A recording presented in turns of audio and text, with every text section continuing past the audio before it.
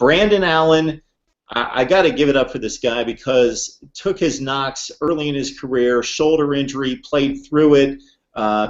Much criticism, really finished off with 2 stellar seasons, especially his TD to interception ratio. Very efficient passer, finishing off for the Hogs with the bowl victory against Kansas State. They lose Alex Collins. Rob Smith has done a really good job there defensively, and they're going to be really stacked on that defensive front with a lot of depth. And you add in 5 stars coming in, making their commitments as well. McTelvin Agim, one of the Under Armour players that you saw this last year in an All-American game. Another All-American Under Armour guy. You got Devwah Whaley coming in, one of the top 5 running backs to come in. So that's going to help ease a little bit, but he's a freshman. He won't get there to the summer. You're going to have to look at him pretty early on, much like you did with Alex Collins a couple of years ago. But Alex Collins, 3 years straight, had over 1,000 yards rushing. He joined some very elite company in doing so. Not only that, you turn around and you look at the fact that they are stacked at tight end. They bring Jeremy Sprinkle back, who's another athletic, rangy guy.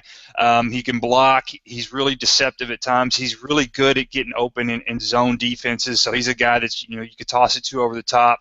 And I like him. I like it. There's a lot of depth at that tight end position, including Greg, his little brother, who's actually playing in the Buffalo Bills right now, plays for the Buffalo Bills in the pros. He's there on campus, so you've got a lot of talent built up at that tight end position. Not only that, you've got a wide receiver core that is really stacked this year, and if they can stay healthy, that's going to be big. You got Cornelius Reed. You turn around, Hatcher's coming back for another season.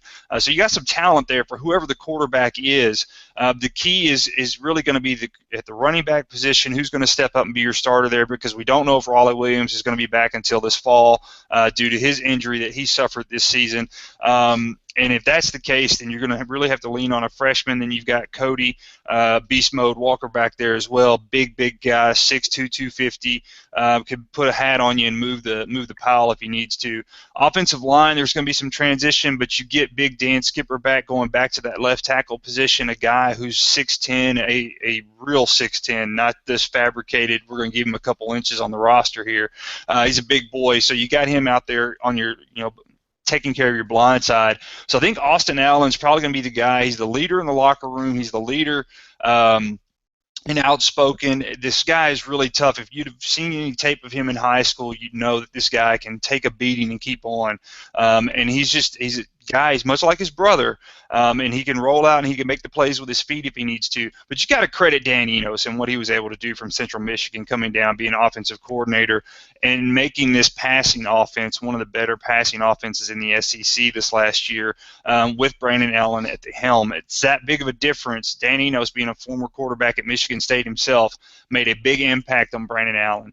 Defensively, linebacker, you got to get somebody to show up, and that secondary has got all the talent in the world. Transition of a new coach, we'll see how that works out, but you got a really good one, former Iowa State head coach, Jennings leaving to go to Texas. So this is going to be an interesting transition, but Arkansas, if not for them being in the West, you could really look at them and say, man, they've got a real good shot, but the West is just so deep. Even with teams rebuilding, it's still going to be tough for them to get to that SEC championship game. So, David, we got the Hogs, who lost to Toledo, lost to Texas Tech. Then they turned it around and played much better. It looked like it was going to be one of those the rails are coming off type of seasons before they even stepped into the SEC West. And then they took care of the business for the most part, going 5-3, tying for second place.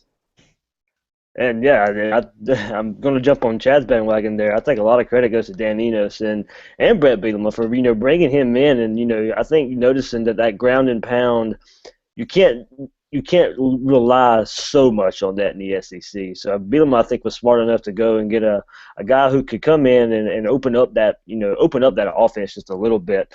I think the worry is still just a little bit on defense, but they do have 9 guys coming back. So that's huge. So they got the experience there. They just need that experience to come around a little bit. They gave up 27.4 games, 27.4 points last year. So there's plenty of room to improve.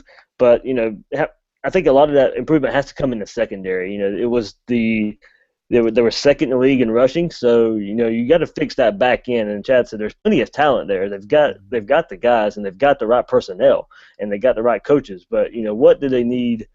And Chad can probably speak to this more. But what's the difference to bring the pass defense up along with that rush defense? Okay, Yeah. Mike, unless you want to jump in, Chad. Yeah, I was just going to say, I think a lot of it too, you can't overlook with that secondary. You can't overlook the de facto elephant in the room, and that was their linebacking position. They had defensive ends playing linebacking positions because they didn't have enough personnel due to injuries.